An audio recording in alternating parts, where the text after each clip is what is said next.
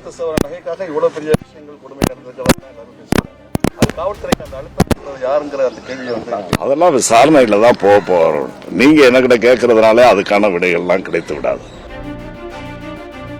மடப்புறம் கோயில் அருகே நடைபெற்ற நகையை இழந்ததாக ஒருவர் தந்த புகாரின் அடிப்படையில் காவல்துறையால் விசாரணைக்காக அழைத்து செல்லப்பட்ட தம்பி அஜித் அவர்கள் 2 நாள் விசாரணைக்கு பிறகு அவர் இறந்த ஒரு துயரமான செய்தி. சம்பவம் நடந்த நேரத்தில் நான் அப்பொழுது உள்ளூரில் இல்லை. குறிப்பா என்னுடைய கூட்டுறவுத்துறையின் சார்பில் டெல்லியில் நடைபெற்ற 2 நாள் கருத்தரங்கில் கலந்து கொள்வதற்காக முதலமைச்சருடைய அனுமதியோடு நான் சென்றிருந்தேன். நேற்றுதான் மதியம் நான் இங்கு வர முடிந்தது. ஆக நான் டெல்லியில் இருந்தாலும் இங்கு நடைபெறக்கூடிய அந்த நிகழ்வுகளை எல்லாம் எடுக்கப்பட்டிருக்கின்ற நடவடிக்கைகளை பற்றியெல்லாம் கேட்டு தெரிந்து கொண்டுதான் இருந்தேன்.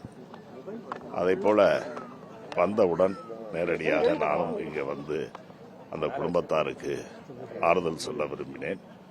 இந்நிலையில் முதலமைச்சர் அவர்கள் தொடர்பு கொண்டு அந்த குடும்பத்தாருக்கு, அவருடைய தாயாருக்கும், அவருடைய அஜித்துடைய தம்பிக்கு நவீனுக்கும் ஆறுதல் சொல்ல வேண்டும் என்று முதலமைச்சர் அவர்கள் விரும்பினார்கள்.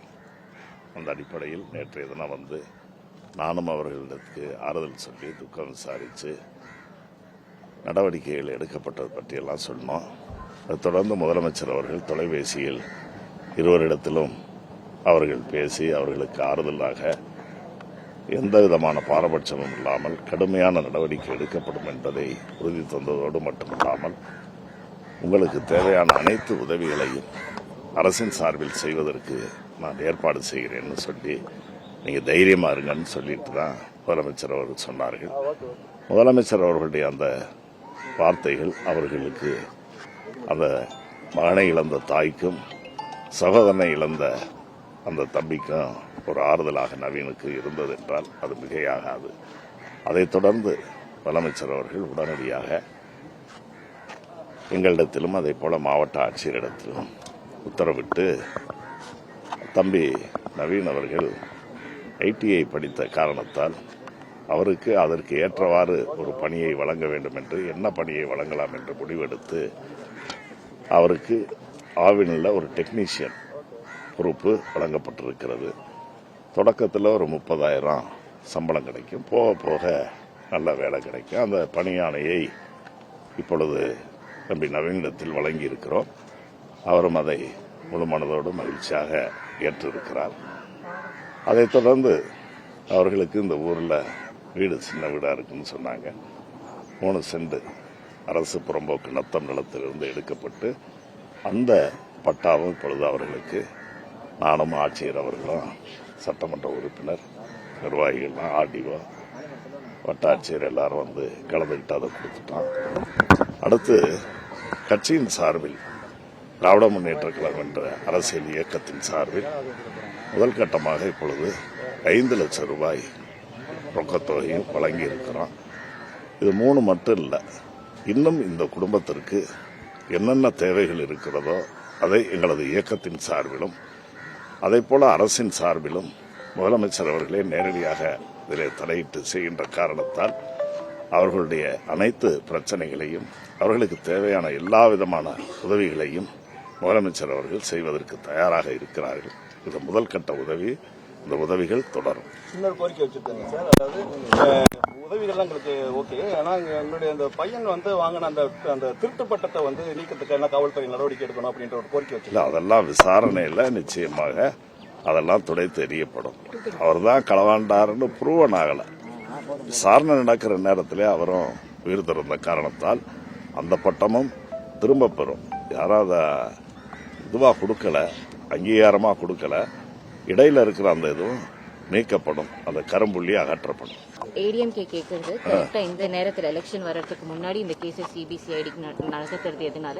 இதுக்கு முன்னாடி 25 கஸ்டோடியல் டெத் நடந்திருக்கு டிஎம்கே ஆட்சியில். அதாவது இதை ஏன் சிபிசிஐடியிலிருந்து சிபிஐக்கு கொடுத்துருக்கிறீங்கன்னு கேட்குறாங்கன்னு சொல்றீங்க.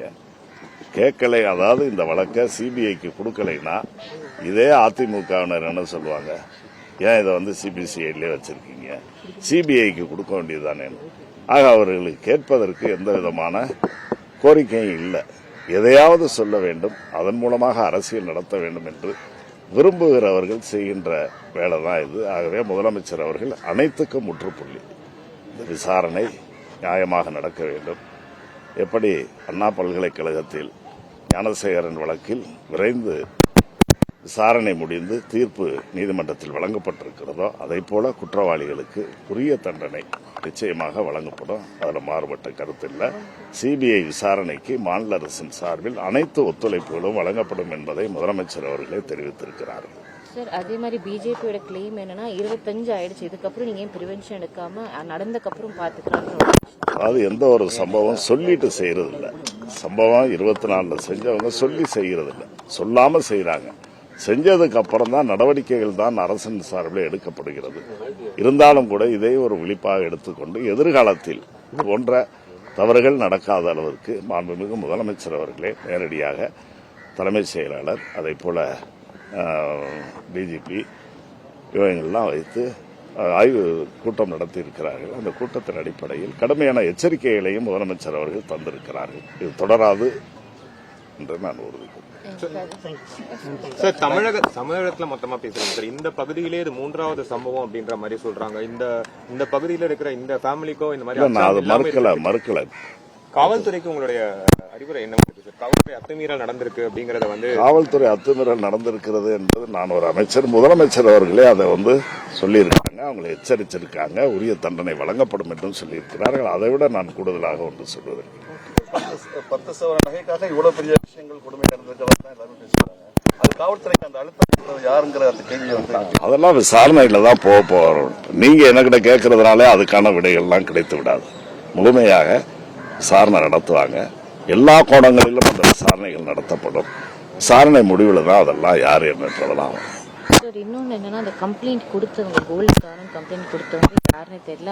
அவங்க எஃப்ஐஆர் காப்பி கூட இன்னும் ஃபைல் பண்ணல. அப்ப யார் அழுத்தம் கொடுத்து அதுதான் அவரும் கேட்டாங்க. டிஎம்கே எப்படி ஏன்னா அரெஸ்ட் மட்டுமே ஆன்சர் இருக்காது இல்லைங்களா, அதுக்கு என்ன மாதிரி விதங்கள் எடுப்பீங்கன்றதுதான் கேட்கணும். இது சம்பந்தமா அதாவது புகார் வந்திருக்கு, வாய் மூலமா சொன்னாங்கன்றாங்க, விசாரிக்கிறாங்கன்றாங்க. அது தொடர்ந்தா 2 நாள் இப்படி போயிருச்சு, வந்துருச்சு. சம்பவம் தலைக்கு மேல போன ஒண்ணுதான் இப்ப வந்து தலையிட்டு பண்றாங்க. இதுக்கு மேல எதிர்பார்க்கறது கஷ்டம். உதவிகள் என்பதை பொறுத்தவரை இந்த குடும்பம் வேற இல்ல. இந்த குடும்பத்திற்கு தேவையான அனைத்து உதவிகளையும் முதலமைச்சர் அவர்கள் செய்வதாக நேற்று அவர்கள் உறுதி சொல்லியிருக்கிறார்கள். அந்த உறுதியின் அடிப்படையில் 24 மணி நேரம் கூட இன்னும் ஆகல, 10 மணி நேரம் தான் ஆகுது. நேற்று 5 மணிக்கு இங்க வந்தான், 5 மணிக்கு வந்தான். வந்துட்டு போனதுக்கு அப்புறம் அன்று இரவே உடனடியாக இதையெல்லாம் செஞ்சிருக்காங்கன்னா முதலமைச்சருடைய நடவடிக்கைகள் எந்த அளவுக்கு விரைந்திருக்கிறது. செய்திகளை உடனுக்குடன் தெரிந்து கொள்ள உடனே சப்ஸ்கிரைப் பண்ணுங்க.